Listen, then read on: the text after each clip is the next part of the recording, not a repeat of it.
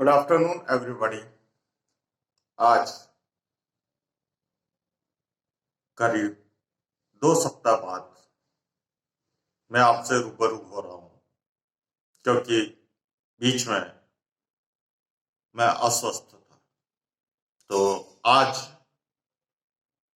हम भारतीय समाज में, परिवार में और विवाह में जो सामाजिक समस्याएं हैं, जैसे दहेज, बाल विवाह, विवाह विच्छेद, तो इन समस्याओं में से सबसे पहले जो समस्या है वो है दहेज की।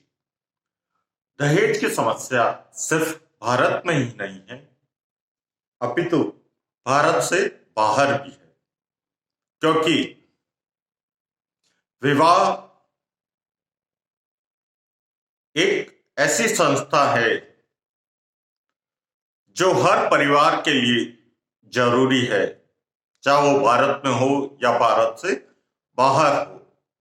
तो जब विवाह होगा तो विवाह के साथ संपत्ति भी होगी। और ये दहेज प्रथा सिर्फ भारत में ही नहीं है, भारत से बाहर भी है। तो वास्तव में दहेज क्या होता है, दहेज प्रथा क्या होती है? तो ये प्रथा जो है काफी प्राचीन समय से चली आ रही है कि लड़की के विवाह के समय कुछ राशि जो है वो लड़की के माता पिता जो है वो लड़के के माता पिता या उनके परिवार के किसी सदस्य या स्वयं दूल्हे को प्रदान करते हैं। वो राशि दहेज कहलाती है। प्राचीन समय में यह प्रथा जो है एक प्रतिष्ठा का प्रश्न था, लेकिन वर्तमान समय में यह प्रथा जो है वह एक कुप्रथा बन गई है।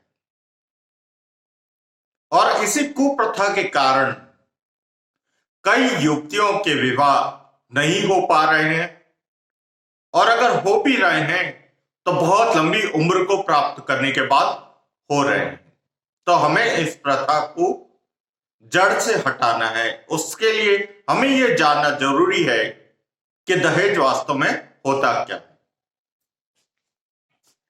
तो फेयरचाइल्ड ने परिभाषा दी, दहेज वह धन या संपत्ति है जो विवाह के अवसर पर लड़की के माता पिता या अन्य निकट संबंधियों को दी जाती है। तो फेयरचाइल्ड ने यह बताया है कि दहेज वह संपत्ति या राशि है जो लड़के के माता पिता और उनके निकट संबंधियों को देते हैं। दहेज को इंग्लिश में कहते हैं डाउरी। तो ये डाउरी सिस्टम जो है वो एक सामाजिक समस्या बन गया है, और इस सामाजिक समस्या को समाप्त करने के लिए पहले इसको समझना होगा और उसके बाद इसका निवारण निकालना होगा, तभी इस समस्या से हम छुटकारा पा सकते हैं।